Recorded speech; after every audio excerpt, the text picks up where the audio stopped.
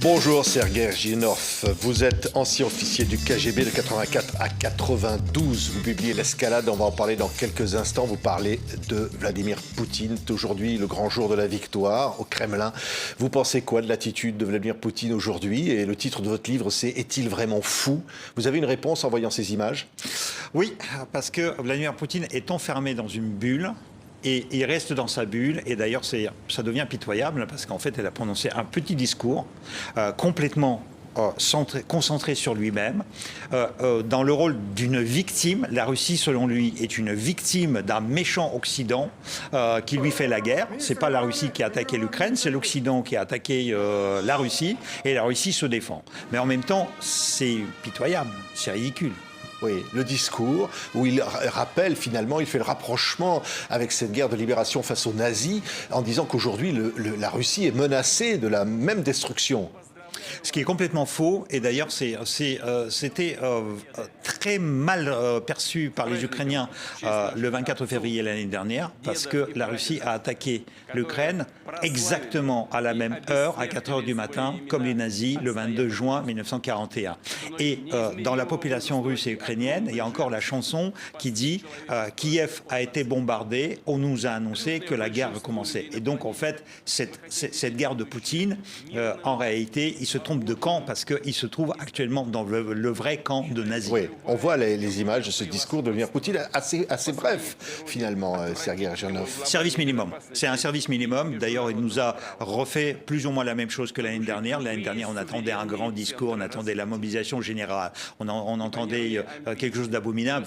Pourquoi pas même l'emploi d'une arme tactique nucléaire sur l'Ukraine.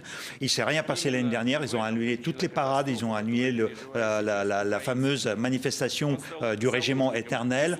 Et donc, cette fois-ci, c'est exactement la même chose, mais encore en moins, parce que le défilé était vraiment nul. Oui. On va voir d'ailleurs des images de ce défilé. Service minimum, partout, des manifestations annulées. Vous parliez de ce régiment des immortels. Régiment des immortels, c'est une manifestation très importante en Russie, parce que déjà le Kremlin a récupéré, parce que c'est une manifestation spontanée qui est née non pas à Moscou, et est née en Sibérie, et le Kremlin, Poutine l'a pris à son compte, mais il a détourné, même cette manifestation, il a détourné. Parce que vous savez, on croyait que tous les gens qui étaient dans cette manif, qui portaient les photos de leurs ancêtres qui ont combattu pendant la Deuxième Guerre mondiale, en réalité, c'était vrai pour la moitié. L'autre moitié était faux. C'est les jeunes qu'on prenait dans les écoles, on donnait des portraits de n'importe qui. Et en fait, à la fin de manifestation, souvent dans les bouches de métro, on retrouvait ces photos dans les poubelles. Oui, on voit ces images-là. Vous dites vraiment que là, c'est la démonstration, malgré ce qu'on pourrait nous voir en se disant, voilà, c'est quand même une force militaire, c'est la démonstration d'une très grande faiblesse aujourd'hui? Aujourd'hui, on peut titrer, parce que j'ai vu vos confrères titrer la démonstration de force. Non, c'est la démonstration de faiblesse. Pour vous dire qu'il y avait un seul char à défiler aujourd'hui sur la place rouge, c'était le T-34 de la Deuxième Guerre mondiale. Ça veut dire que l'année dernière, ils ont réussi quand même à faire défiler des chars, même au niveau de missiles. Aujourd'hui, c'était un missile intercontinental, un autre, etc. etc. L'année dernière, c'était 4 fois plus que cette année. C'est la démonstration de faiblesse cette année. Oui, vous avez le sentiment que Vladimir Poutine doute malgré les apparences? Je crois que lui, il ne doute pas parce que, vous savez, il s'est persuadé que ce qu'il raconte est vrai. Donc en fait, il vit dans une bulle et par rapport à cette bulle, il commence à y croire, d'où d'ailleurs le vraiment fou, parce qu'il est fou sans être fou. Enfin, il est rationnel dans une folie. Oui, c'est le titre, voilà. Le titre de, je montre, en fait, le titre de votre livre, Est-il fou? Voilà, on voit bien que... Est-il vraiment fou? Et à cette réponse, vous dites quoi?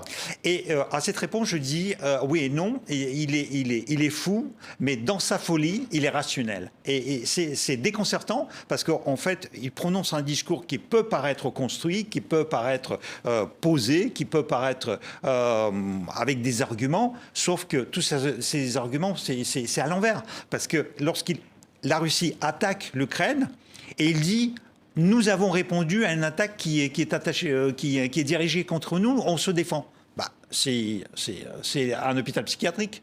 Oui, est-ce que véritablement il a peur pour sa vie aujourd'hui? Parce qu'on a vu cette attaque de drone sur le Kremlin, on se demande si c'est qui l'a commis. Peut-être que vous, l'ancien du KGB, vous savez d'où ça vient ce genre de choses.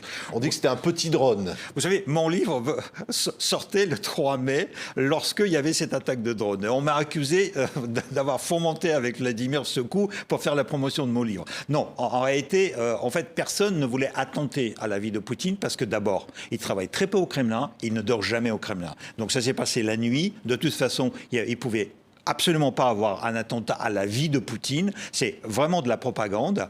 Mais en revanche, il est devenu paranoïaque pendant la pandémie de Covid.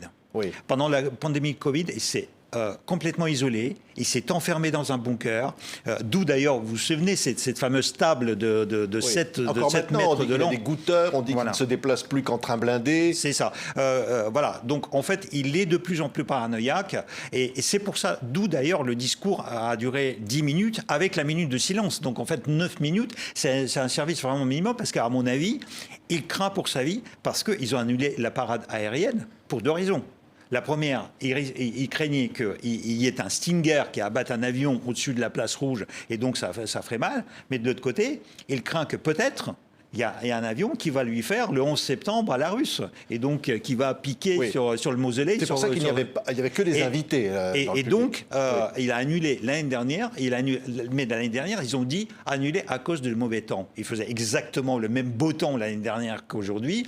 Et donc, en fait, tout le monde a senti que c'était une fausse excuse. Oui, menace contre Zelensky. Par contre, il peut faire abattre le président ukrainien? Oui, menace réelle. Et d'ailleurs, il y avait une réponse à la prétendue attaque sur le Kremlin. Poutine a envoyé un Kinjal, c'est-à-dire le missile le plus perfectionné russe, dit absolument invincible, personne ne peut l'abattre. Et les Ukrainiens, avec le système Patriot, l'ont abattu.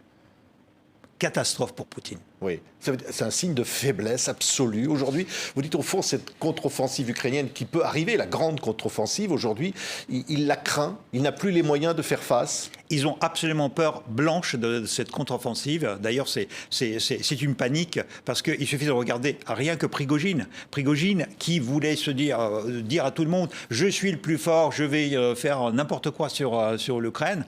Actuellement, il annonce la défaite. Il dit la défaite est là, sauf que je ne suis pour rien, on ne me donne pas les munitions, donc lorsque la défaite va arriver, je vais être exempt de ça. C'est les autres, c'est Shoigu, le ministre de la Défense, c'est Gerasimov, le chef d'état-major, qui ne m'ont pas donné assez de munitions, et c'est eux les responsables, voire même Poutine, puisque c'est lui qui les a nommés. Oui. Est-ce qu'il y a un risque, au fond, perdu pour perdu, il puisse utiliser peut-être une arme nucléaire tactique, par exemple? C'est ce que je dis déjà dans mon livre précédent, L'engrenage, l'année dernière, et c'est ce que je continue à craindre dans ce livre-là, parce que je consacre un chapitre très particulier au nucléaire. Poutine utilise le nucléaire tout le temps, et pour moi aussi, c'est un signe de faiblesse, parce que lorsqu'on gagne sur les champs de bataille conventionnels, classiques, on ne menace pas un pays qui n'a pas d'armes nucléaires. D'ailleurs, c'est même interdit par le traité de non-prolifération sur les armes nucléaires de 68. Et d'ailleurs, les autres États, y compris la Chine, doivent faire pression sur la Russie, ce que la Chine fait. Et Poutine, malgré ça, il se met même à dos les Chinois parce qu'il continue à parler du nucléaire. Oui. Vous qui connaissez bien, vous avez été au KGB, ce qu'est l'entourage d'un chef d'État russe aujourd'hui. Vous dites qu'il y a peut-être pour lui le risque aussi d'une révolution de palais. Vous savez, dans toutes les dictatures, enfin, quand vous dites je le connais bien, je l'ai étudié.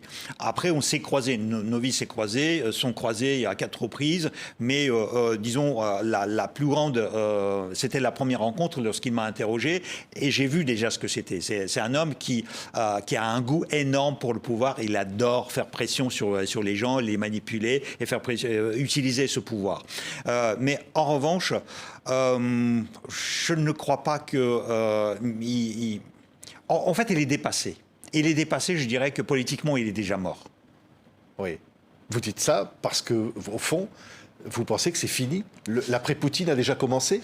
L'après-Poutine a déjà commencé et il suffit de regarder ce que fait Prigojine, Kadyrov et les gens autour de Poutine pour comprendre qu'en réalité, il ne pouvait pas se permettre ça, sauf s'il aurait déjà compris, s'il avait déjà compris que c'est fini. Donc l'après-Poutine a commencé. Oui. Et Zelensky a participé à ça parce que le président ukrainien a proclamé qu'il ne négocierait plus jamais avec l'individu qui s'appelle Vladimir Poutine.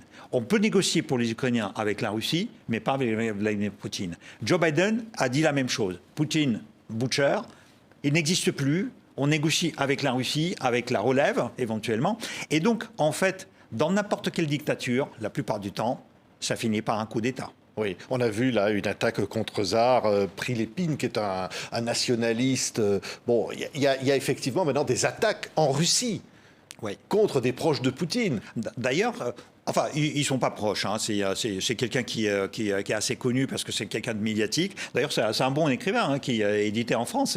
L'Actes Sud ont édité ses livres qui sont pas mauvais. Même, voire au niveau de la littérature, qui peuvent très bien. Mais bon, c'est un personnage quand même néo-nazi, d'ailleurs, pour lui. Parce qu'il faisait partie du parti national bolchevique de Limonov, qui avait la nationalité française. Qui peut en vouloir à sa vie à un homme comme ça? Est-ce que ça peut être des Ukrainiens? Est-ce que ça peut être d'autres? Ça peut être les Ukrainiens, bien évidemment, mais il peut y avoir d'autres gens, par exemple, parce que c'est le deuxième sur la liste, voire même le troisième. Parce qu'avant lui, il y avait un autre correspondant de guerre qu'on appelle Tarkovsky, qui bossait pour Prigojine. Et avant lui, il y avait la fille de Guine, au mois de septembre, qui a été assassinée. Et donc, en fait, il peut y avoir aussi l'opposition russe, voire même les services secrets qui sont tout simplement, je ne sais pas contents de ce qu'il raconte. Oui, au fond, vous dites, il est prêt à tout, Vladimir Poutine, empoisonnement, éliminer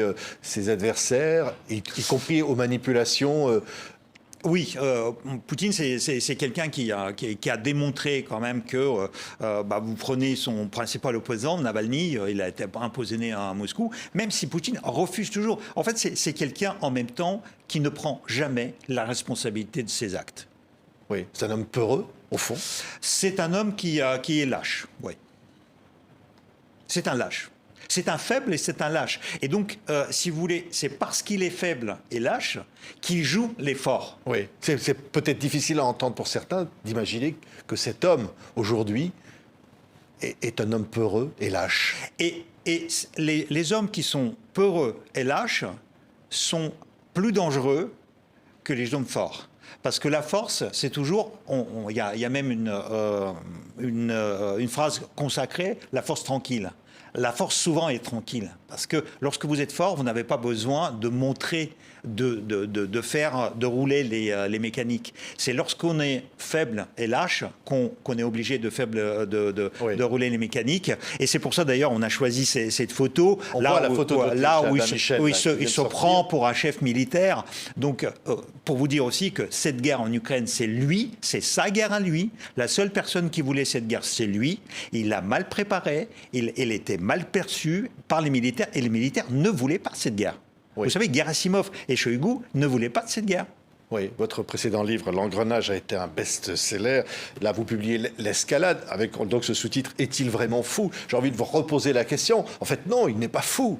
Non, il n'est pas fou, mais c'est un psychopathe qui s'est enfermé dans sa propre bulle, dans sa propre réalité. Et dans cette réalité, lui, il est très rationnel. Ça lui paraît comme quelque chose de rationnel. Il a construit tout un système, toute une hiérarchie de valeurs autour de lui, mais tout ce qu'il a construit est faux.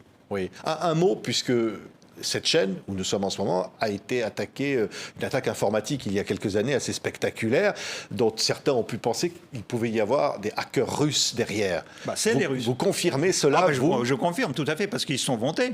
D'ailleurs, ça se trouve, c'est Prigojine, en fait, parce qu'il avait la fabrique à trolls à cette époque-là, il avait les moyens d'attaquer, et c'est confirmé que c'était les Russes qui vous ont attaqué. Quel but? Parce qu'une opération qui a dû coûter très cher.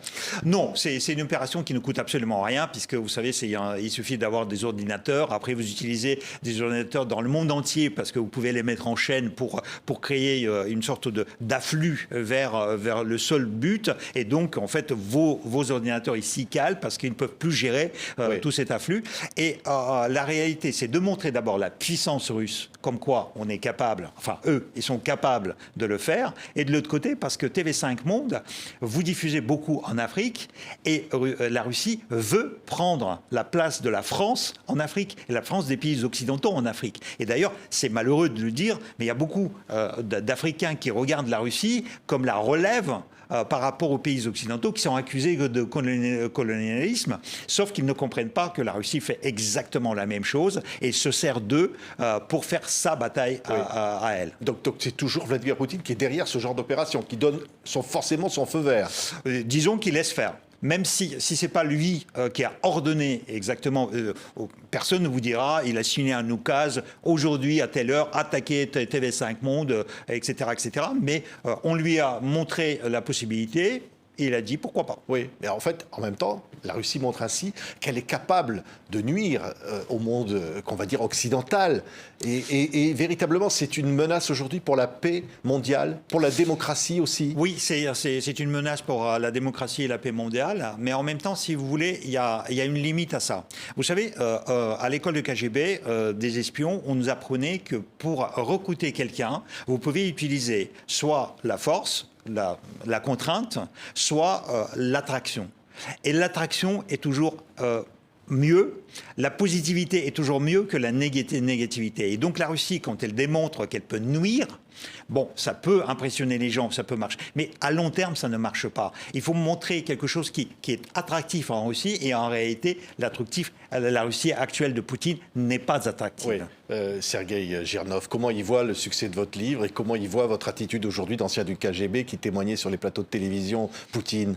Ils m'en veulent parce que je porte cette vérité sur au moins en France, mais pas qu'en France, parce que je suis invité régulièrement aussi sur les plateaux en Ukraine, au Japon, au Canada, en Belgique, en Suisse, en Angleterre, en Espagne, et donc aux États-Unis, et voient ça très très mal. Oui, merci Sergueï Girnov. Ça s'appelle L'escalade est-il vraiment fou? Votre nouveau livre événement donc, qui vient d'être publié chez Albin Michel.